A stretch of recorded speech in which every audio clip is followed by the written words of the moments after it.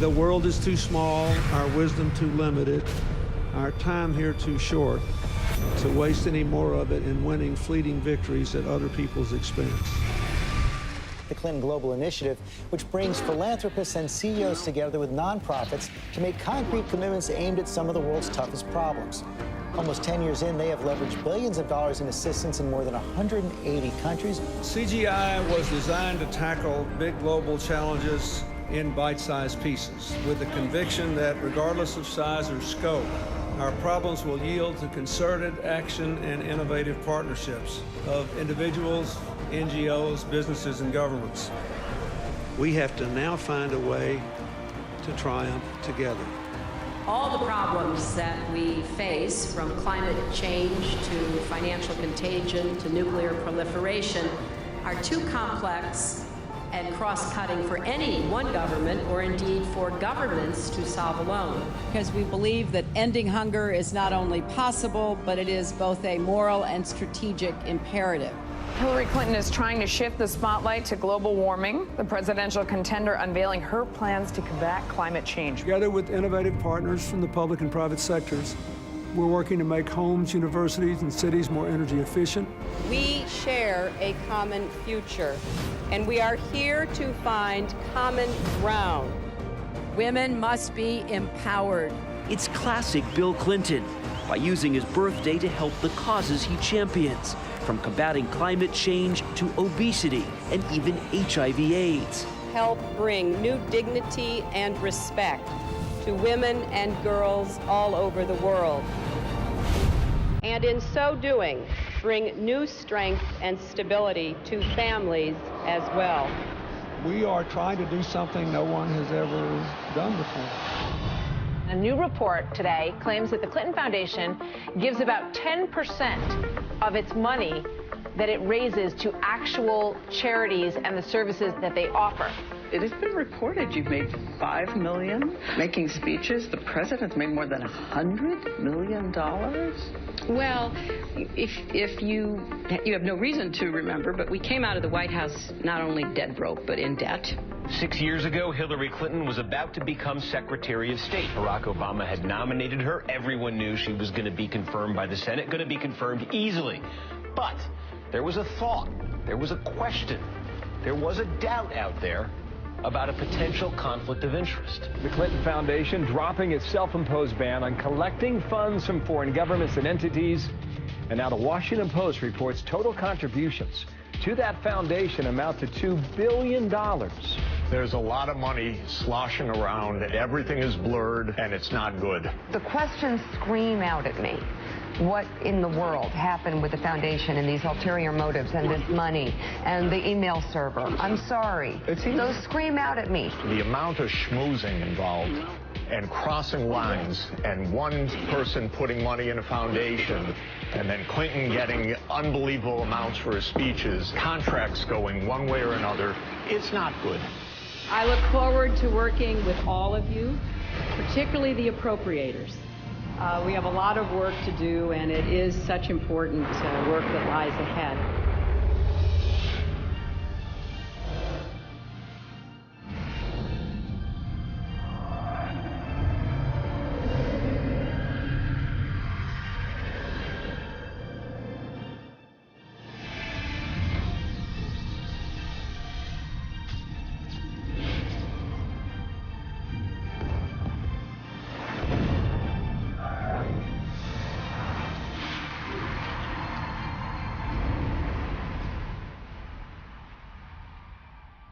We did this with a very simple strategy.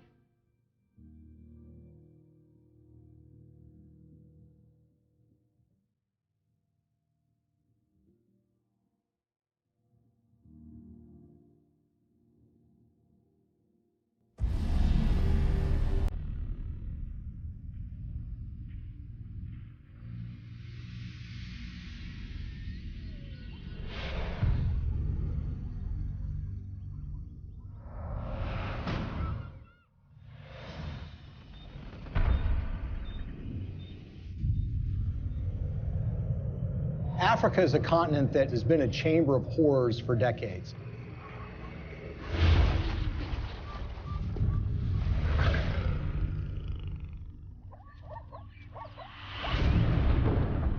It's really not the fault of the African people.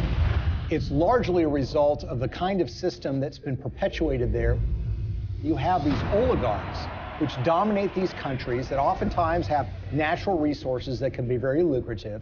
And these oligarchs strike deals with foreign corporations or foreign governments who in effect prop them up and put them in power. And in exchange, these oligarchs give these entities access to rich mineral deposits.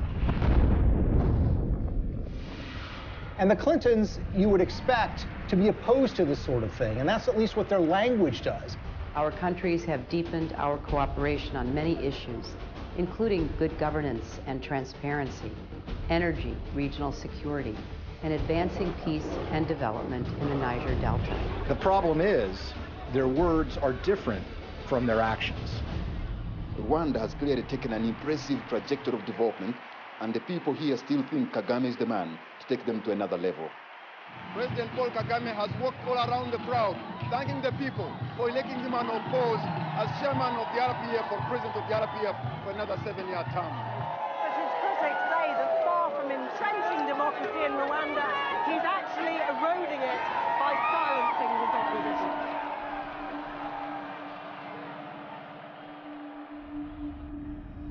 Paul Kagame has been praised by Bill Clinton and the Clinton Foundation.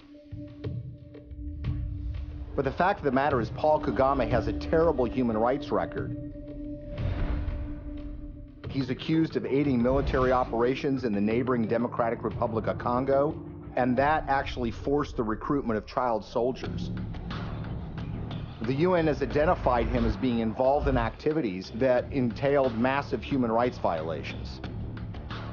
The newer opposition parties that have been formed in the last year or two have one by one been silenced or otherwise excluded from the race. And individuals, and not only politicians, but even journalists, for example, and other Rwandans who may have views different from those of the government, have found themselves at the receiving end of what has become quite a violent campaign of intimidation. Well, Paul Kagame is a friend of Bill Clinton's. I want to say a special word of appreciation for the leadership of President Kagame. I'm greatly to receive this Clinton Global Citizen Award. He's actually given awards by Bill Clinton for his conduct as the leader of that country, and they regale him as a great military leader. This is the sort of legitimization that we don't want of these kinds of dictators and leaders. That's the kind of legitimization that the Clintons have engaged in. And they've done it in a way that creates commercial opportunities for donors and friends and allies who want to do business in Africa.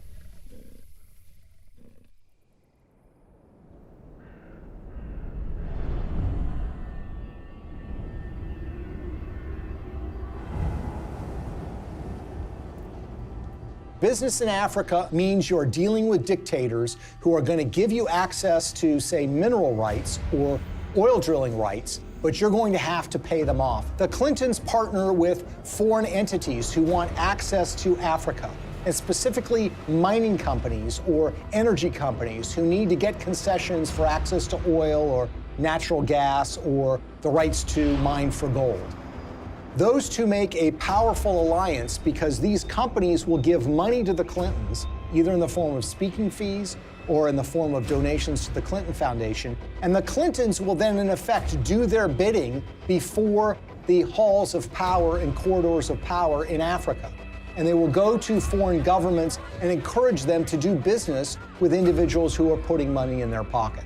And this leads to some amazing fits of behavior that, in a way, are just reminiscent of 19th century colonialism. A perfect example of this is Ambassador Joe Wilson. Joe Wilson is a longtime friend of the Clintons. In fact, he endorsed Hillary Clinton in the 2008 presidential election. And it was also thought that he might become a senior official in Hillary Clinton's State Department. But the fact of the matter is Joe Wilson was up to something far more nefarious during Hillary Clinton's tenure as Secretary of State. In 2009, shortly after she became Secretary of State, when Wilson was the vice chairman of a company called Jarch Capital, they took out a 50-year lease on 400,000 hectares in South Sudan South Sudan was in the middle of a civil war, and this lease was actually signed with warlords who were involved in the civil war. These individuals who were engaged in massive human rights violations, including the massacre of opponent tribes. And basically what Joe Wilson was engaged in was something called investing in sovereignty changes. They were basically cutting deals, lucrative deals, worth potentially hundreds of millions of dollars with these warlords. And the expectation was simple. These warlords would take power, then they would give them access to these lands where they could make huge amounts of money exploring for natural gas, exploring for oil, and for mineral rights. Ambassador Joe Wilson isn't the only Clinton friend and foundation donor who was working in war-torn countries.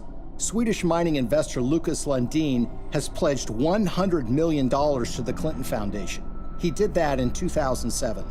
And his most lucrative mining operations are in the war-torn country of the Democratic Republic of Congo. This is a country that perhaps has the most horrific human rights situation on the face of the earth.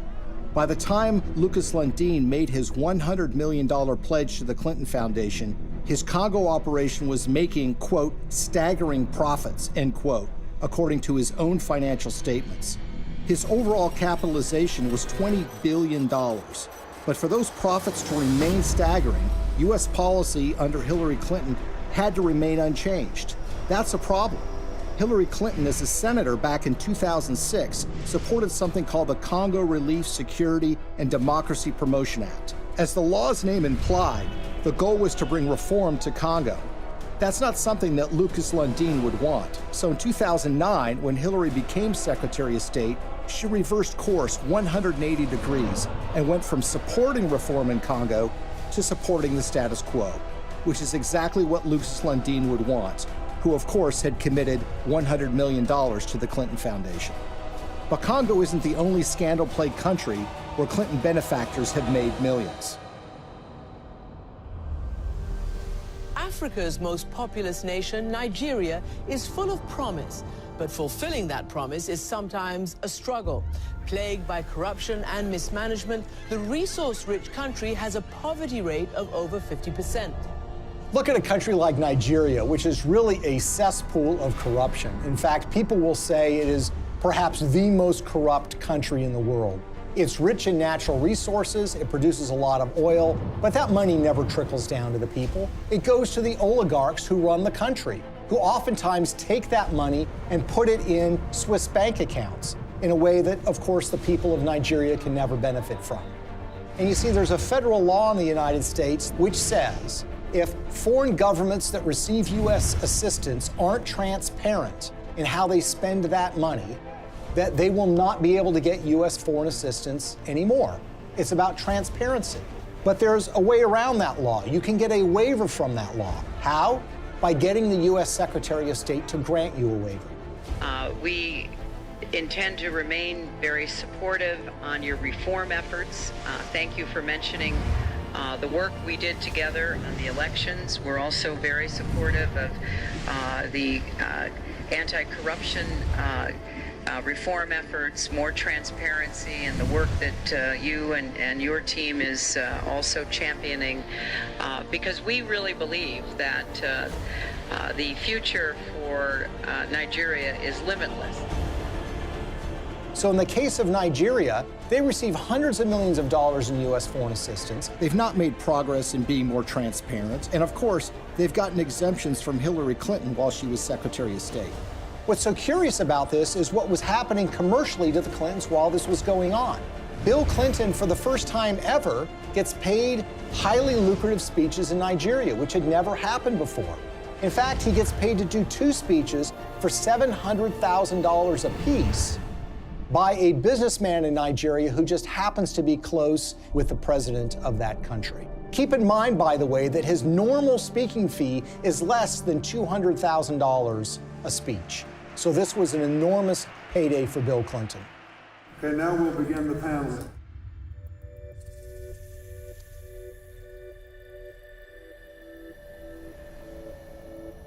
One of the pinnacles of power in that country is a gentleman named Gilbert Chagoury. Gilbert Chagoury, who has committed $1 billion to the Clinton Global Initiative, is connected to another individual in the Clinton orbit. That would be Mark Rich, the billionaire who was on the FBI's 10 most wanted list that was suddenly and surprisingly pardoned by Bill Clinton in 2001.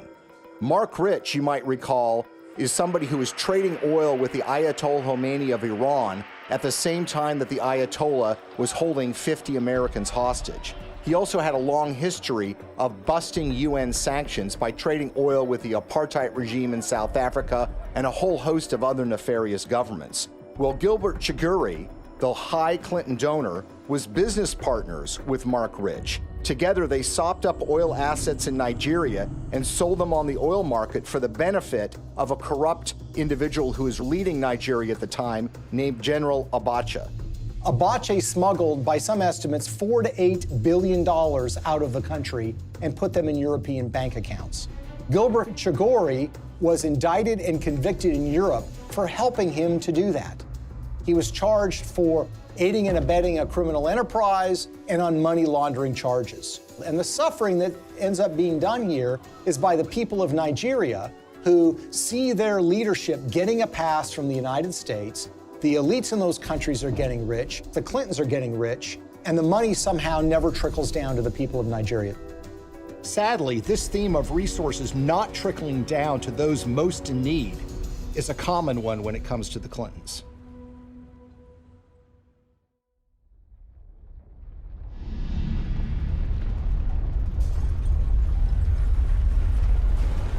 As we told you at the start of tonight's program, a major magnitude earthquake has hit the island of Haiti in the Caribbean. The quake measured around 7 points on the Richter scale, and its epicenter fell just 10 miles from the capital, Port-au-Prince. Haiti's ambassador to the U.S. has described the event as a catastrophe of major proportions. So far, we have no information regarding the casualties. The war is coming to an end! It was a big earthquake. It lasted like 15 seconds, I think.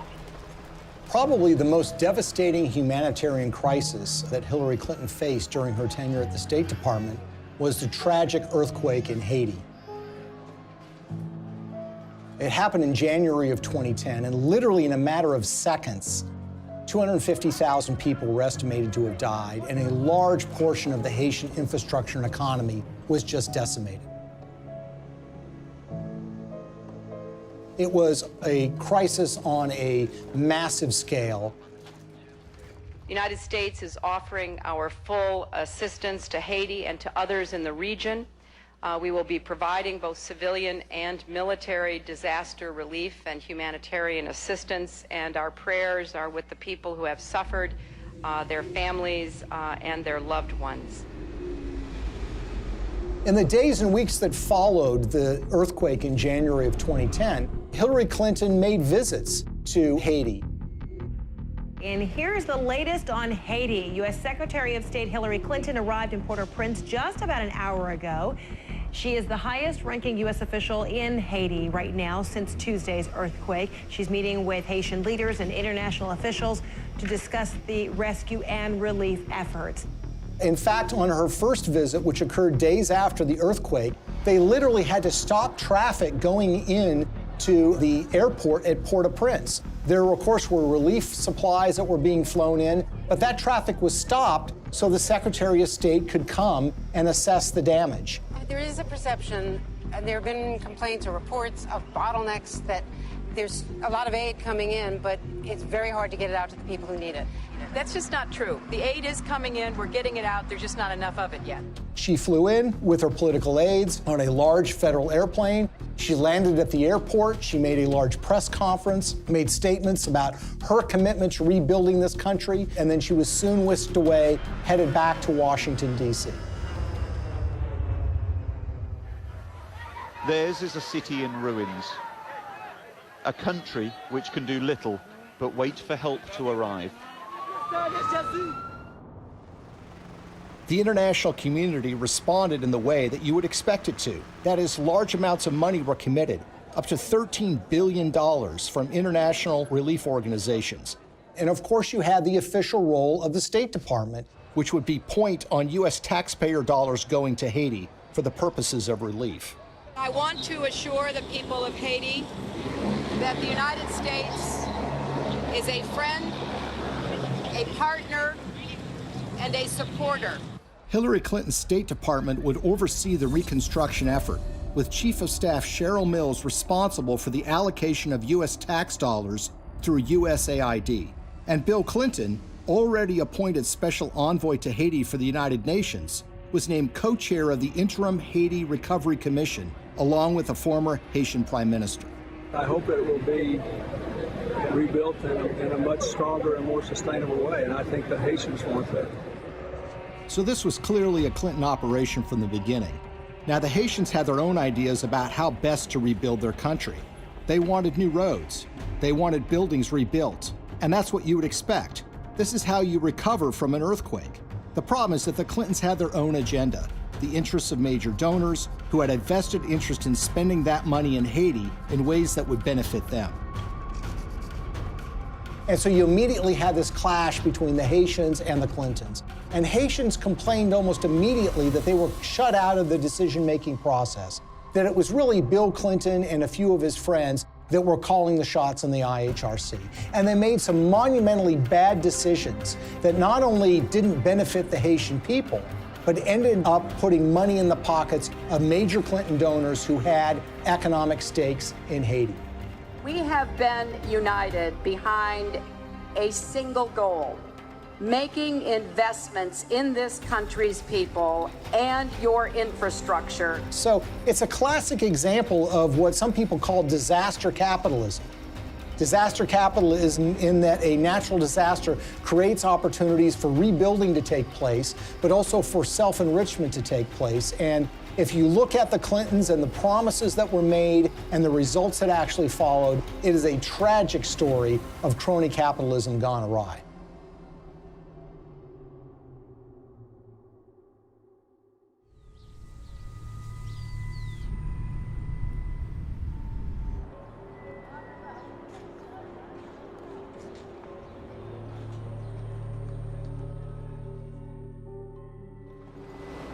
The single largest relief project that the United States committed taxpayer dollars to, $124 million to be exact, was a project called Caracol, a textile factory that was built in the northern part of the country that was supposed to create some 60,000 jobs and was supposed to create tremendous economic growth.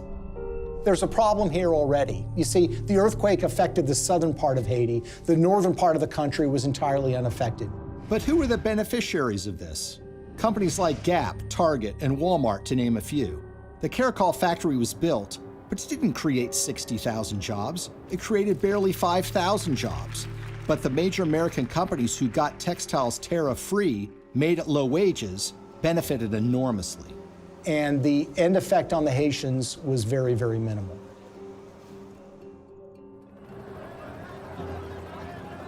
If you look at some of the infrastructure projects that were undertaken, the Clintons had very grand plans to build large tracts of homes, and there were contractors that were selected for those projects. Sometimes the contractors had experience, sometimes they did not.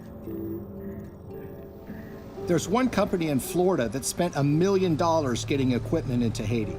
They had experience in disaster relief, but according to the owners of that company, they only made a small donation to the Clinton Foundation. And guess what?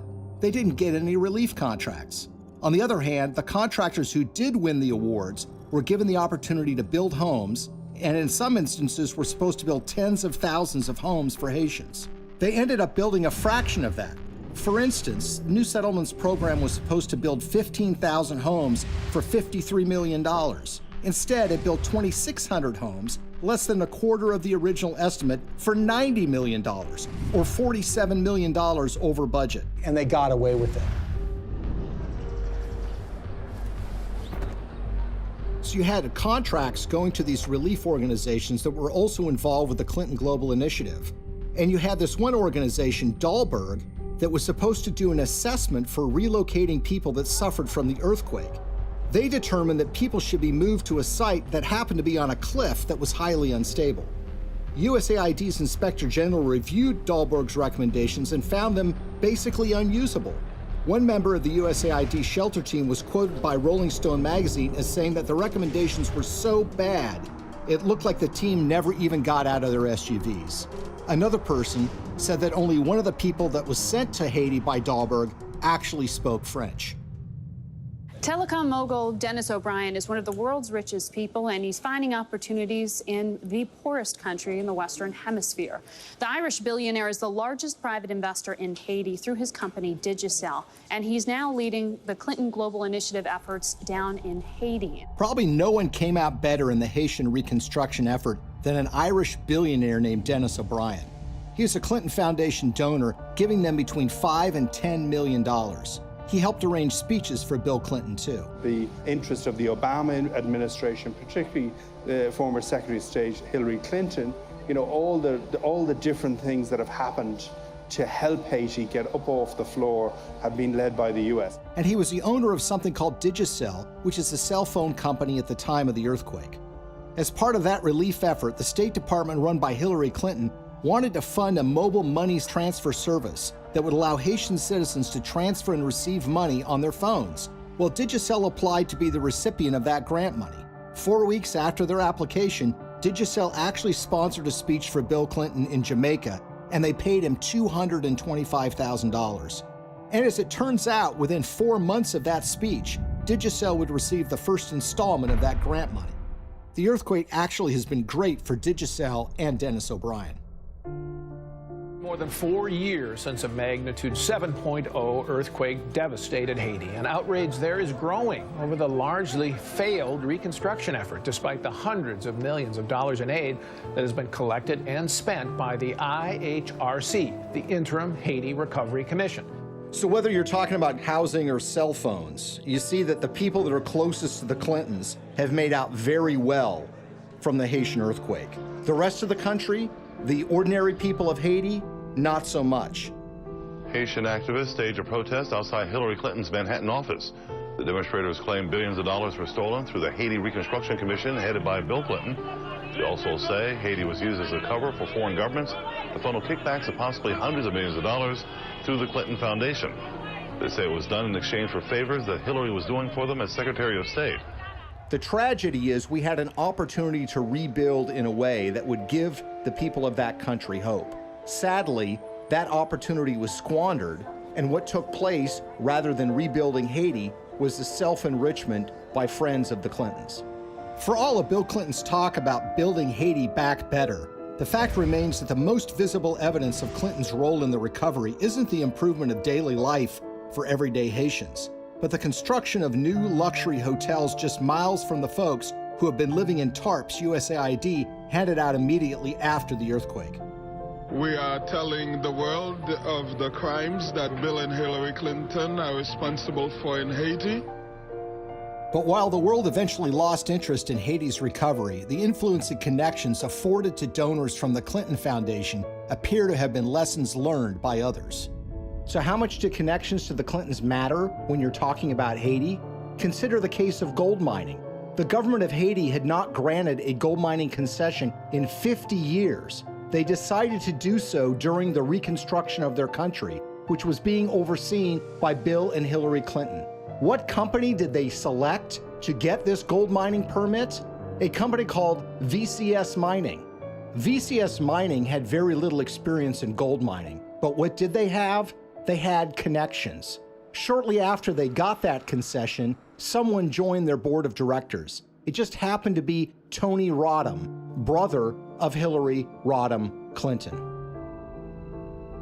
It was a true disaster that followed the earthquake, which was the natural disaster. This was the man-made Clinton-caused disaster in relief that led to the wasting of enormous sums of money, the enrichment of elites that were friends with the Clintons, and the Haitians were left in a situation where their life was really not much better than it was the day after the earthquake happened.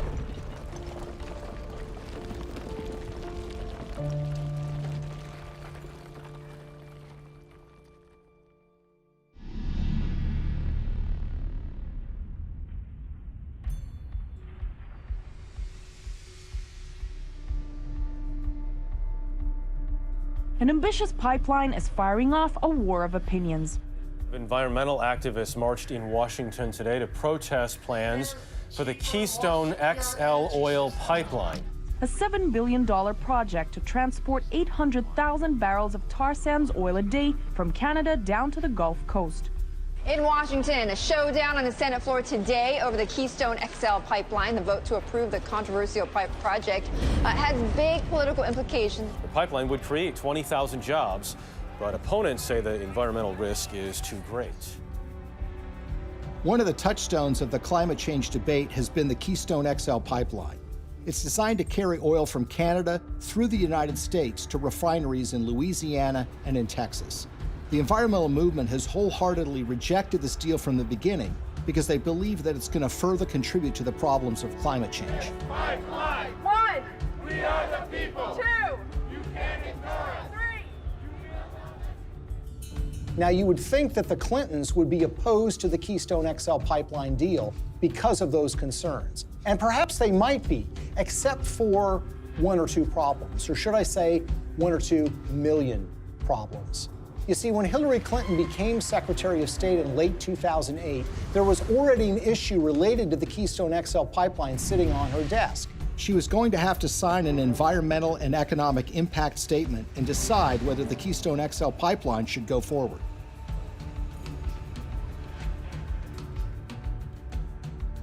At that precise time, Bill Clinton gets a lucrative offer of nearly $2 million to give 10 speeches in Canada for the first time ever from a company called TD Bank Investment Group. He gave the last speech in May of 2011. 3 months later, Hillary's State Department releases an environmental impact statement that was seen as largely supportive of the Keystone XL pipeline in a way that was massively controversial. Hillary Clinton, in effect, was betraying the environmental movement by greenlighting this deal, when she had in her hands the power to kill this deal in its crib. It was shocking. Organizations like Greenpeace and Friends of the Earth were stunned. They wanted investigations, but everybody was mystified. Nobody could understand why Hillary Clinton would sign off on this deal, particularly when she had been in favor of dealing with climate change, and her boss, Barack Obama, by all indications, seemed to be opposed to this deal as well. It's also a time for a new approach to climate change. We know we've got to deal with global warming. We're seeing the effects of it. We need to invest in clean energy technology today so that we can create new high-paying jobs to protect our environment, to grow our economy, and to finally break our addiction to foreign oil. How did we go from the Clintons being in favor of fighting climate change and dealing with fossil fuel dependence to Hillary Clinton signing off on the Keystone XL pipeline? The evidence that we found was that it was about the money. This was not a philosophical change. This was not a new way of thinking about global warming. This was a way of taking $2 million in cash to essentially buy a decision by the Secretary of State. Why is the TD Bank Investment Group so interesting? Because they just happen to be one of the largest shareholders in the Keystone XL pipeline itself. When we looked at Bill Clinton's pattern of giving speeches, we looked at who was paying him, when they were paying him, and if they have ever paid for a speech before. What's so stunning is that TD Bank had never sponsored a speech by Bill Clinton before. And then suddenly, in late 2008, when Hillary Clinton has been announced to be the Secretary of State, and when sitting on her desk is the matter of the Keystone XL pipeline, they suddenly decide to sponsor these speeches. And when people realized that the Clintons had pocketed about $2 million at the precise time Hillary Clinton was making this decision, it all now suddenly made sense.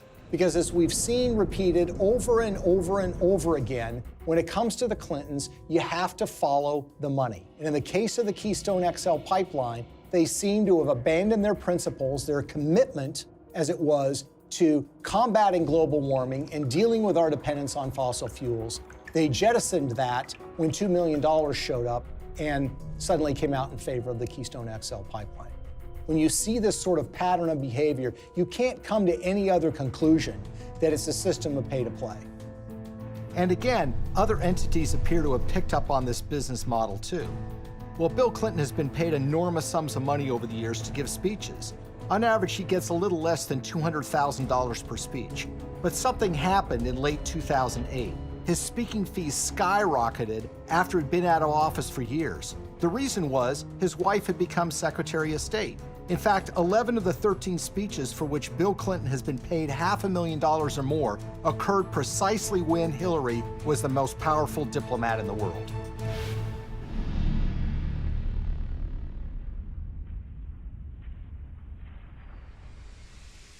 You will never contribute to an organization that will give you a higher probability of having your good intentions turn into real positive changes in other people's lives.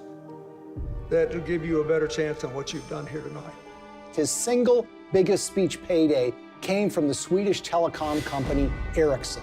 And it's a very, very unusual and troubling story. Now, Ericsson is a Swedish telecom company that in 2009 and 2010 was in trouble with Hillary Clinton's State Department because Ericsson was selling a lot of telecom equipment to Iran, to Belarus, and to other oppressive governments, about which the State Department was concerned. Ericsson risked being put on a list by the federal government in the United States for trading with an enemy state. There was actually an effort being put forward in Washington to broaden Iranian sanctions to include the very technologies that Ericsson was selling to the Iranian government. So it's against this background that Ericsson decided now might be a good time to hire Bill Clinton to give a speech. They had never paid for a speech by him before, and they decided to go in big, $750,000 for a single speech. 7 days after he gave that speech, Hillary's State Department came out with a statement which said, "We are not going to broaden sanctions on Iran to include technologies like telecom. We're going to rely and expect companies like Ericsson to police themselves." It was a massive win for Ericsson. Ericsson was able to avoid having to deal with a regulatory battle in Washington, giving up contracts that were highly lucrative in these countries, and being put on a list that would create an enormous diplomatic problem for them, all because essentially they paid Bill Clinton to give a speech for $750,000. Will you continue to give speeches? Oh, yeah. I got to pay our bills.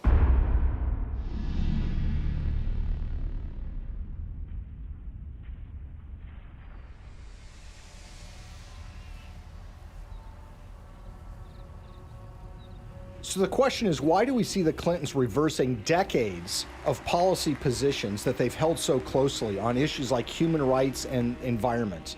And a big clue comes from the folks that are giving the Clinton Foundation literally tens of millions of dollars. And one, if not the biggest donor to the foundation, is a Canadian named Frank Giustra. Giustra is in the mining business, hardly something you'd call environmentally friendly. And he has interests all over the world. And he used his relationship with the Clintons to benefit those interests, regardless of the environmental concerns. A great example of this is what happened in Colombia. What's so interesting about the relationship that the Clintons have with Frank Giustra is they tend to show up in these foreign countries together at the same time. Frank Giustra's made billions of dollars over the years in the so-called penny stock market in Canada, which is highly open to manipulation. He's been very successful in this area.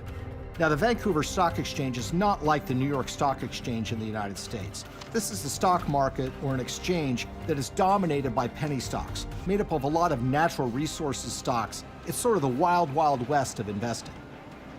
It's called Dodge City sometimes. And the reason is because there's a lot of speculators, there's a lot of misinformation that's put around, and there are a lot of mining companies that don't really have any assets, but will proclaim to have gotten the rights to some lucrative gold mine, let's say, and then they send that news out to the public in the hope that it will lead to a flood of people buying the penny stock so the shareholders can sell their assets.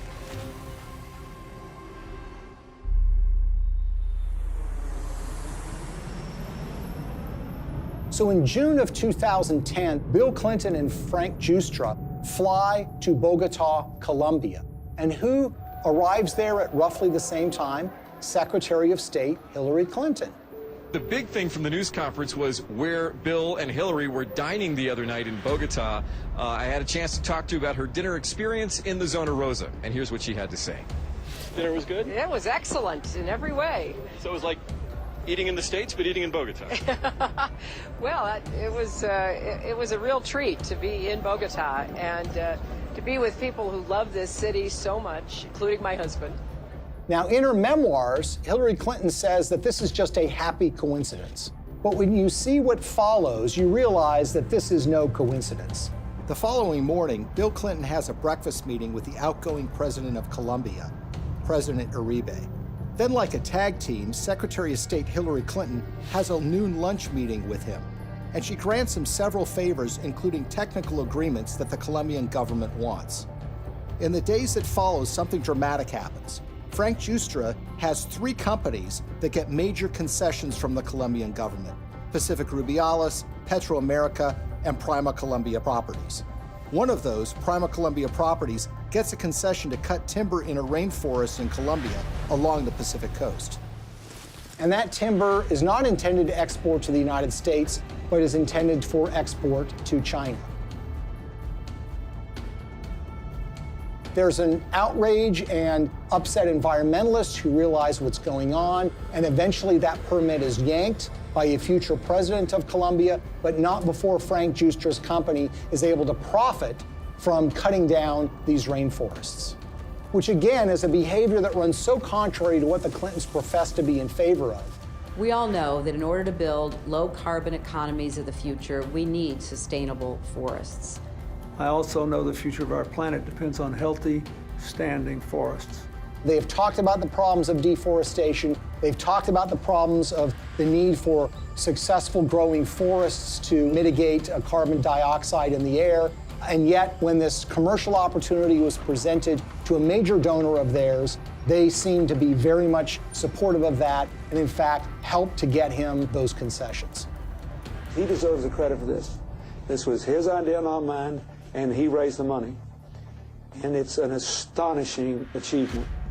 My job is to make sure that it's not in vain, that he gets the return on his investment and his compassion and his commitment.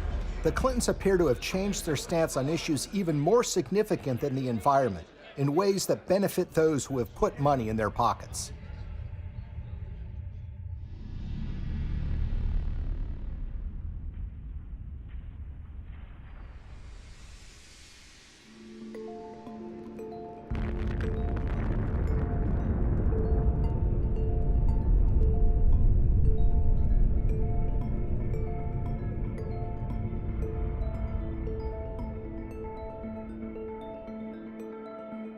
I represent a president and a country committed to a vision of a world without nuclear weapons and to taking the concrete steps necessary that will help us get there. The Indian nuclear deal, I think, is so troubling because this is a core national security issue. One of the signature achievements in foreign policy for Bill Clinton was pushing the Test Ban Treaty and the Non-Proliferation Treaty. Today in New York, the United Nations General Assembly voted overwhelmingly to adopt the Comprehensive Nuclear Test Ban Treaty and open it for signature later this month. The NPT has been sort of the holy grail when it comes to nuclear disarmament, something that the Clintons have been supportive of, not just for years, but for decades.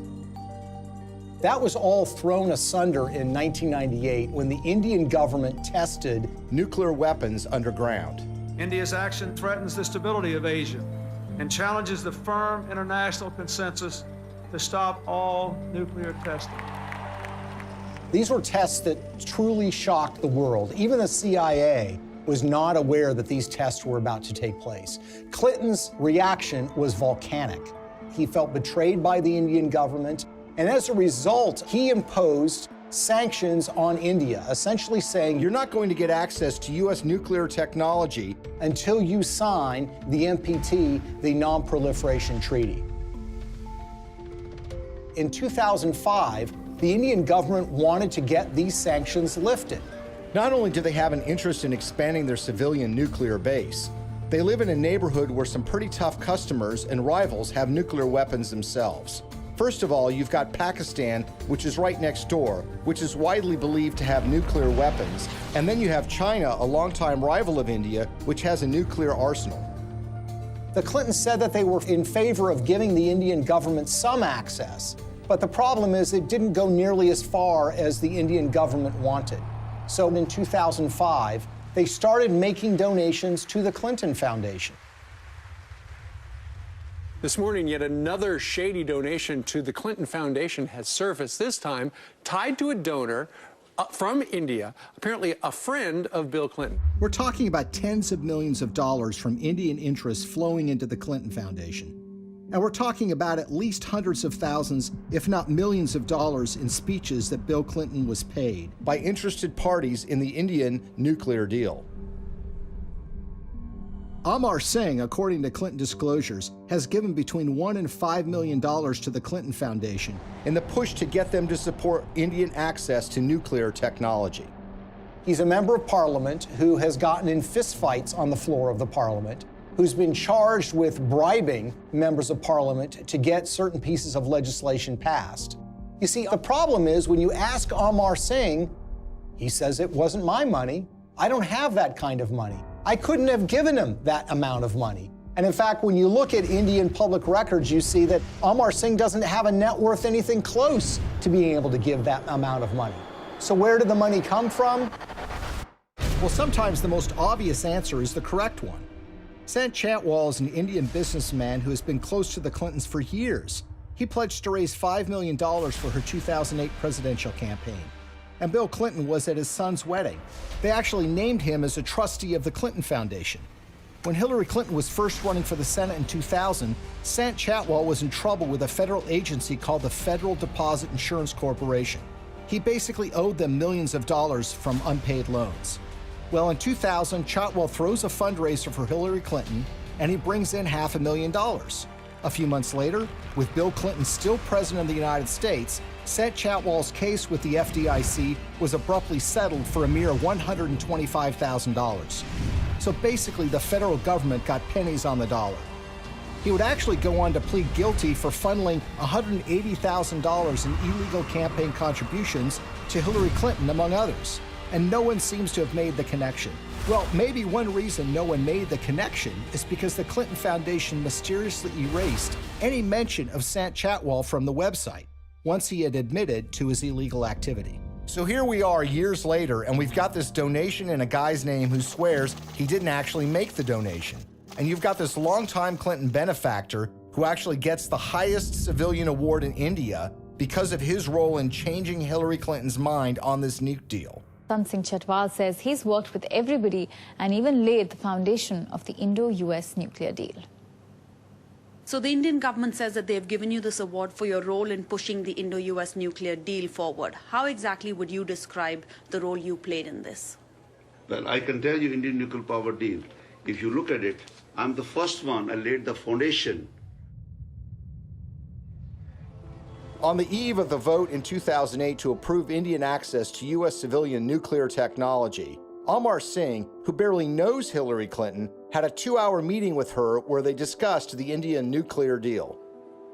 Amar Singh says that the dinner meeting resulted in her telling him that she was supportive of the deal and that she was making efforts to make sure that the deal did get through. And lo and behold, by 2008, Hillary Clinton was fully in support and in favor of this policy in a way that was a complete reversal of the position that she had taken before. In other words, the flow of money had led the Clintons to change their positions on the Non-Proliferation Treaty, and specifically, India getting access to U.S. nuclear technology. This was a decision that was wholly out of step, wholly inconsistent with a progressive liberal agenda. Hillary Clinton made a decision of reversing her previous position after the flow of funds to the Clinton Foundation, and her husband gave some speeches in India. But this wouldn't be the last time Hillary reversed herself regarding nuclear weapons technology. Shockingly, Bill and Hillary would end up receiving money from folks that were looking to make something happen a lot closer to home.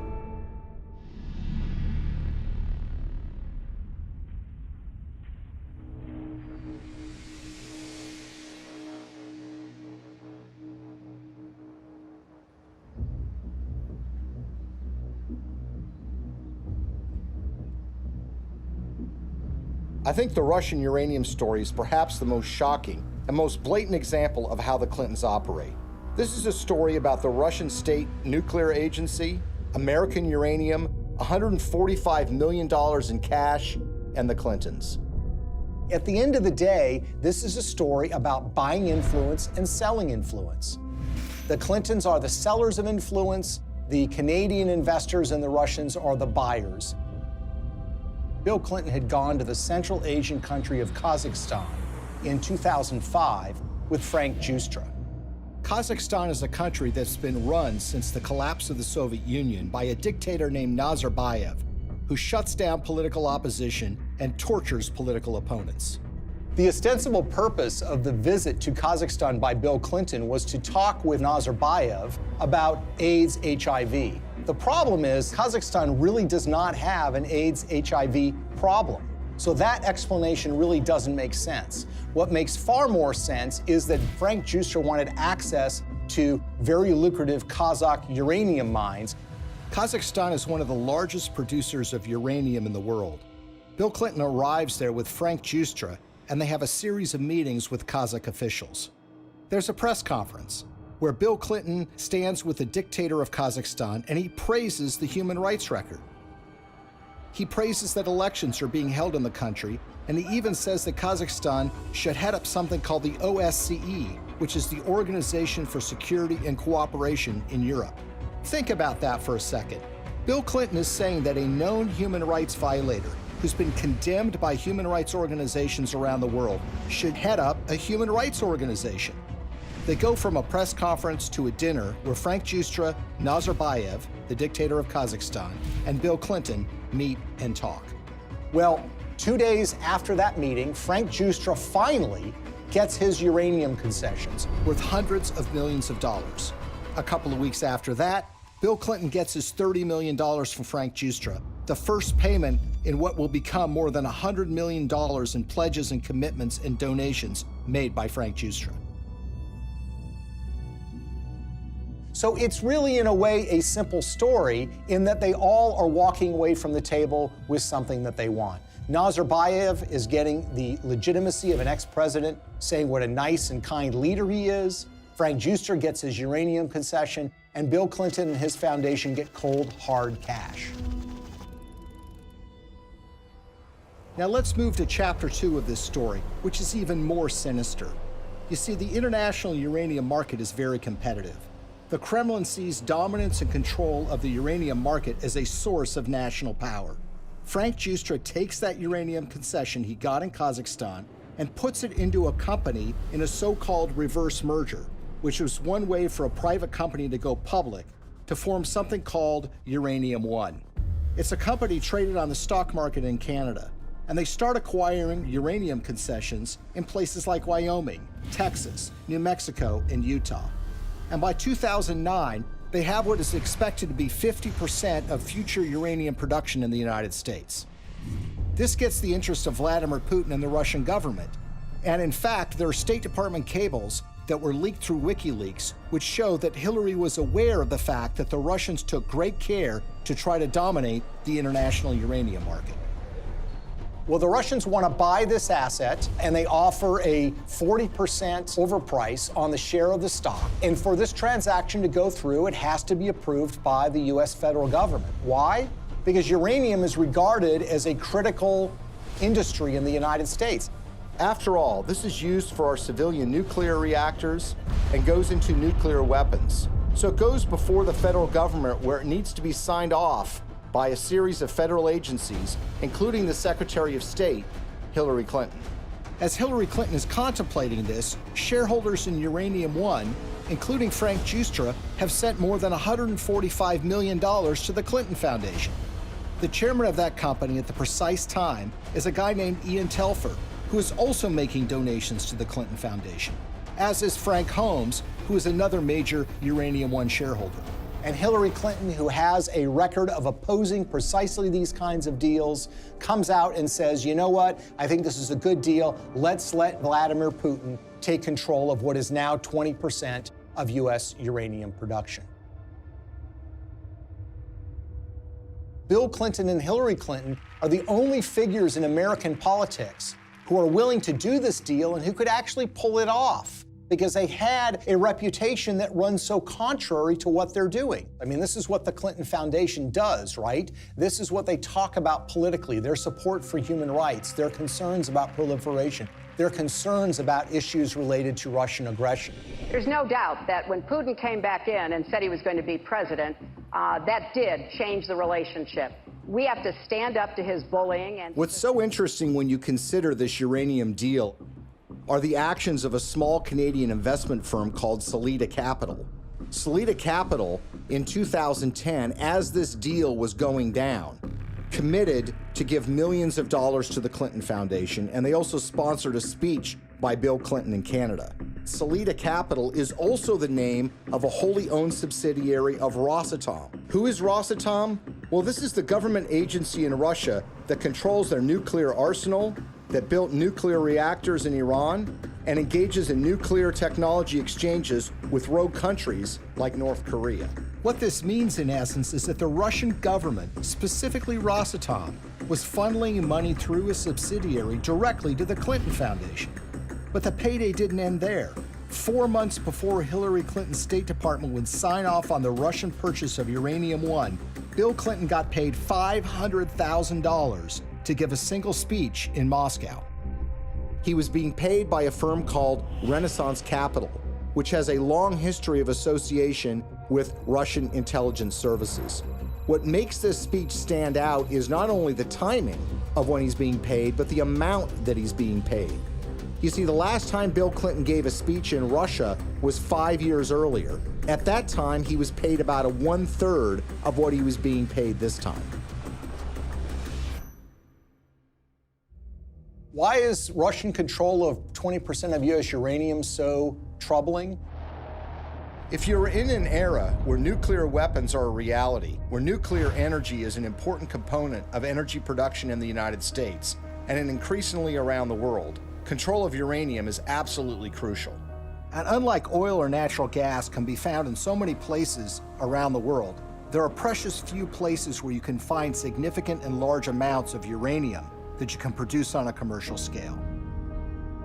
What we've essentially done is handed this precious resource to Vladimir Putin and the Russian government. They're not only engaged in aggression in places like Ukraine, but they've been very aggressive in fighting American interests around the globe. Russia's not an ally. Russia's not a friend. Vladimir Putin's Russia is a rival of the United States, and yet we've given them control over this precious resource. Uranium, the key mineral in nuclear generation, is a domestic resource. This is what's going to power America. I think a lot of people in Middle America would be surprised to know that the Russian government is doing business in places like Colorado or Wyoming or Utah. These are small mining towns. These are operations that have existed for a while, that have been under the control of American companies or for a while Canadian companies. But it's now Russian companies that control this, and those companies are controlled by the Russian government. Having read through the archives of the KGB, the files that they have been released, I can tell you that they look at the United States as weak and ineffectual. This is a thuggish government that is engaged in massive human rights violations. There are opponents of this regime that have been killed or have disappeared. There's been persecution of human rights organizations. There's been persecution of homosexuals. And it's shocking and stunning to me that there has not been more attention focused to this fact, that we have given this critical resource to somebody who is engaged in so much nefarious behavior. Greetings from Washington. I want to thank all of you for your work to root out corruption that weakens economic development, feeds black markets and organized crime, and undermines the promise of democracy. As we work together to eradicate corruption in our own countries, we should also maintain the highest standards of transparency and accountability in our development efforts around the world. Corruption in emerging markets and fragile democracies undermines the confidence of citizens and investors alike, while responsible governance helps to foster sustainable economic development and political stability. I believe in the oldest adage in American politics, which is follow the money. Enormous amounts of money have flowed to the Clintons from foreign governments, foreign financiers, and businesses. Some of that money lands in their pocket. Some of it lands in their foundation. It's a pattern we've seen repeated over and over and over again all around the world. It's not a coincidence money exchanges hands, and favors are done. Now Clinton friends and supporters will say there's no smoking gun. But look at American political history. People are convicted all the time for a pattern of behavior where, for example, they're engaged in insider trading on the stock market. So, for example, you have a foreign corporation or a foreign government that wants something from the State Department while Hillary Clinton is Secretary of State. They will make a large payment to the Clinton Foundation. That will be followed by favorable action on their behalf. If that happens 1 or 2 times, you might say, look, it's just a coincidence. But when you see the pattern recreated over and over and over again, you have to recognize that these events are connected. They've created a model for massive self-enrichment that allows you to go into so-called public service, but get extremely rich at the same time. And when friends and allies say that the Clintons aren't really that interested in money, their actions show otherwise. What's so shocking to a lot of people is that making of that money requires them to betray their progressive values. The environment, labor unions, women's rights, human rights. The Clintons are doing business and growing rich with the favor of the very individuals who you would expect to be their political opposites. For a very long time in American history, and probably still to this day, one of the worst things that could be said about you as a politician is that you are on the take from foreign interests. What the Clintons have essentially done is busted down the door and robbed the bank of that concept. So when people think of the Clintons taking foreign money, they think it's maybe an insurance company from Great Britain, or they think it's from a supermarket chain in Canada. The fact of the matter is a lot of that money comes from the darkest, worst corners of the world. Are countries like Nigeria and Russia in the habit of giving money to politicians and not wanting something back? The Clintons are glad to take this money. It's made them fabulously wealthy. But what has it done for us? Before we had to worry about money from Wall Street and big labor, now we have to worry about it coming from around the world and infecting our politics and damaging our politics, everything from our uranium policy to our human rights policy. Nothing seems to be safe anymore. How is this not corruption? How is this not a crime? With the Clintons, nothing is sacred. Everything is for sale. But we are the ones who are paying the price. Maybe, just maybe, the American people are tired of being sold out.